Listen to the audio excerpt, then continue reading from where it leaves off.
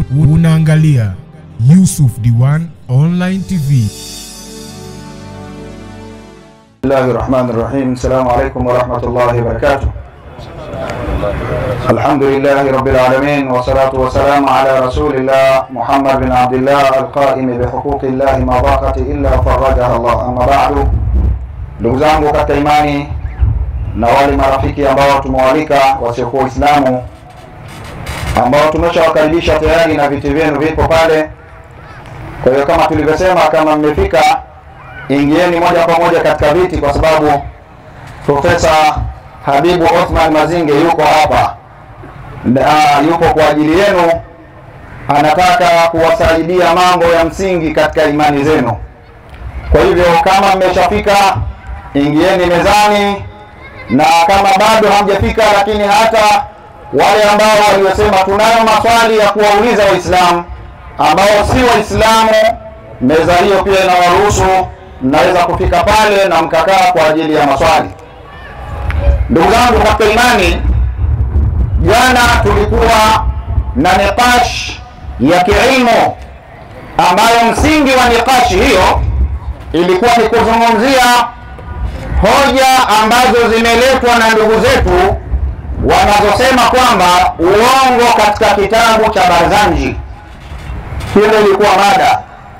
Lakini mada ya pili ikawa ni kueleza ushirikina uliopo katika kitabu cha Barzanji, na sisi kama wahadhiri ilikuwa ni kufunga milango inayoeleza hoja zinazoletwa na upande wa pili kwamba ndani ya kitabu cha Barzanji kuna uongo.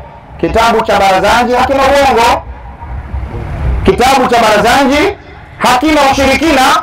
Hiyo ndio ilikuwa hoja yetu ya msingi katika mdahalo au katika nikashi ya jana. Na kama watu hawajaelewa hoja hizi kwa sababu ni za kielimu, mwalimu wetu alieleza wazi kwa kuwa hoja ni uongo katika kitabu cha Barzanji, maana yake huyu anayesema hivyo ameshatoa hukumu. Ukishasema mwandishi wa kitabu hichi ni muongo, maana yake ushatoa hukumu. Sasa katika sheria ya dini ya Kiislamu kuna kanuni zake katika kila ibara. Maana yake ili awe muongo kuna vitu vinatakiwa. Kwa hiyo mwalimu akasimama kuonyesha kwamba haya yaliyosemwa hayana uthibitisho kwa sababu yamekosa kigezo 1, 2, 3, 4. Wapo waliosema kwamba jana tulikuwa tunajadili masala ya maulidi. Maulidi inafaa au haifai? Hiyo ni mada nyingine. Maulidi kufaa kwake na kutokufaa kwake ina mlango mwingine, huo ni mjadala mwingine. Lakini ni hoja za kielimu. Kama yupo mtu yoyote, mwanachuoni yoyote kutoka madhehebu yoyote anasema maulidi hayafai, meza ile pale wakati wote. Yaani hizi hoja zinakwenda kwa mujibu wa maelekezo ya kisheria. Kwa hivyo vitabu vitaelekeza, Qur'ani na Sunna kwa maana ya hadithi za Bwana Mtume Muhammad sallallahu alaihi wasallam na kauli za wana wazuoni. Meza iko pale, vitabu vitaletwa, vitasomwa kwa hoja yako yoyote, kakae pale mezani. Sisi tuko tayari kujadili katika jambo hilo. Lakini pamoja na haya, sisi wahadhiri tumejitoa katika jamii ya Watanzania pamoja na kuelimishana wenyewe, lakini pia tuko tayari kufanya mijadala na wasiokuwa Waislamu. Kuelimishana, sio kugombana, sio kuchukiana.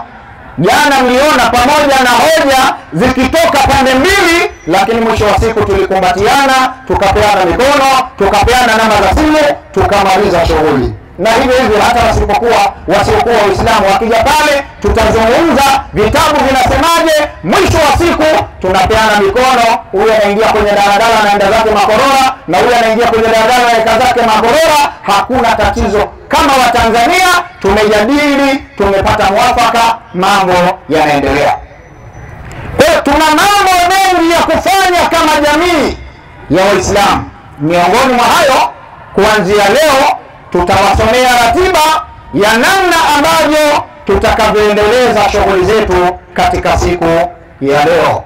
Tutaeleza kwa watu wote wajue, kwa mjadala, kwa muhadhara na mambo mbalimbali ya kuwaita Waislamu kujadiliana nao, lakini tutakuwa na dua mbalimbali kwa matatizo mbalimbali waliokuwa nayo watu. Na kama kuna mtu pia anayo hoja kwamba haya mambo ya kuombaomba dua haya hayafai, dua mtu anataka ajiombee mwenyewe, meza ile pale, Qur'ani na Sunna na kauli za wanawazuoni, kakae pale mezani. Maana kuna watu wajanja, dua hapali, haijuzu kuweza kumsomea mtu dua, yataka ujisomee mwenyewe, usomee mwenyewe, usiomee na mtu, kakae pale. Maana mtangulia takbir, takbir, takbir. Huo ndio Uislamu. Sasa wakati kijana huyo anatangulia, tunampa dakika 10 Sheikh Sabasi Bul Kubra kuweka uwanja sawa. Baada ya hapo tunamsikiliza ndugu yetu mezani, na wale Wakristo tumewalika wasogee, na kama kuna mwingine ana hoja yeyote katika haya tuliyosema akae pale mezani. Sheikh Sabasi Bul Kubra. Assalamu alaykum wa rahmatullahi wa barakatuh. Alhamdulillah. Alhamdulillah alladhi alima ma fi al-barri wal-bahr. وهو الذي عالم ما في الصدور. والله الذي كور الليل على النهار. الله أكبر، الله أكبر، نور على النور. اللهم صل وسلم على رسولك المختار، وهو محمد نور فوق النور، وعلى آله طاهرين من النار، وأصحابه منهم أبي بكر ثم عمر وبعد. نزغوني baada ya kumshukuru Allah subhanahu wa ta'ala na kumwomba Allah ziada za rehema na amani ziende kwa mpenzi wetu bwana mtume Muhammad sallallahu alaihi wasallam, mimi naomba tutumie dakika 10 kwa kuweka mambo sawa kama nilivyoelezwa, lakini naombeni umakini wa hali ya juu katika dakika hizi 10. Ndugu zangu, jana miongoni mwa nukta zilizojengwa zilikuwa nukta 19, na nataka nikwambieni kwamba muda ambao ulikuwa unatakiwa zichambuliwe hizi nukta ulikuwa ni muda ambao kitaalamu, kiilmu hauwezi kudhibitika katika mazingira hayo, lakini naomba leo inshallah nikuchambulieni nukta moja ambayo jana niliigusa kidogo, alafu mtaelewa namna ambavyo ile nikash au hii nikash yetu ilivyokuwa ninakusudia iwe na mwelekeo gani. Katika maombi ya nikash tulisema nikashul ilmiya. Jana kuna watu wamekoseshwa haki za kufahamu mambo ya msingi ya kiilmu, kwa sababu nilipokuwa nakuja nilikuwa nahitaji nione watu wanasikia mambo ya msingi zaidi. Ndugu zangu, katika nukta inayopatikana kwenye mlango wa 3 wa Maulid Barazanji, mlango wa 3, kwanza naomba nikuelezeni kitu kimoja katika mambo ambayo mzingatie.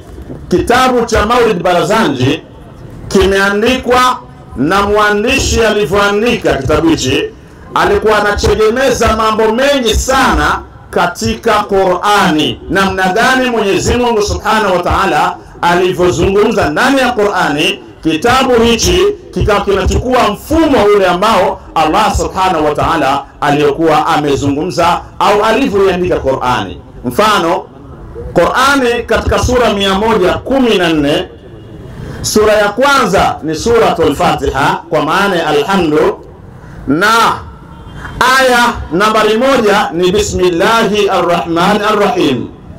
Katika bismillahi arrahmani arrahim Allah Subhanahu wa Ta'ala ameitimiza bismillahi kwa herufi 19.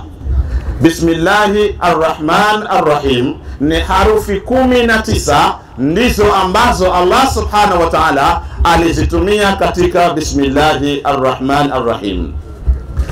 Katika suratul Fatiha alhamdu, aya nambari 5, aya ambayo ndiyo inabeba tauhidi wa ikhlas. Inasomeka kama ifuatavyo, inasomeka iyyaka na'budu wa iyyaka nasta'inu. Aya hii pia Allah subhanahu wa ta'ala ukihesabu kuanzia iyyaka na'budu wa iyyaka nasta'inu unapata jumla ya harufi tena 19 ambazo Allah subhanahu wa ta'ala ndiyo amekamilishia pia aya hii. Lakini pia ukichukua sura 114 ukizigawanya kwa 19 zinakwenda kugawika kwa 19 na kubaki hesabu ndogo ya 6.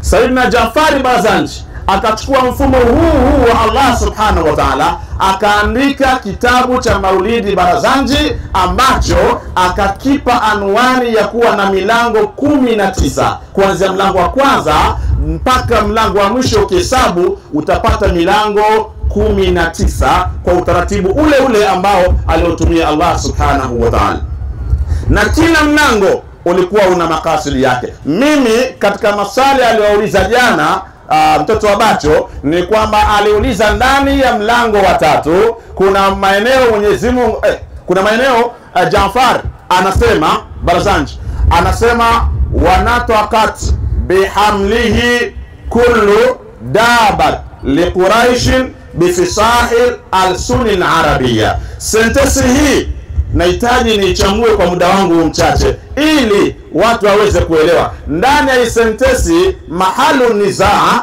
ilikuwa ni bihamlihi, kwamba walitamka kwa mimba ya mtume kullu daba, yani wanyama walisema, kwa maana ya mbuzi alikwenda alipo ng'ombe bwana una habari kuna kadha kadha, Muhammad leo ameshaingia tumboni kwa Amina ni mjamzito, mimba ya mtume Muhammad. Haya ni maneno ambayo yaliwasumbua, na ndio maana muda ulikuwa ni mchache sana. Nikwambieni hivi, ukisoma barua ya Sayyidina Umar bin Khattab, Sayyidina Umar aliandika barua kwenda kwa Abi Musa al-Ash'ari.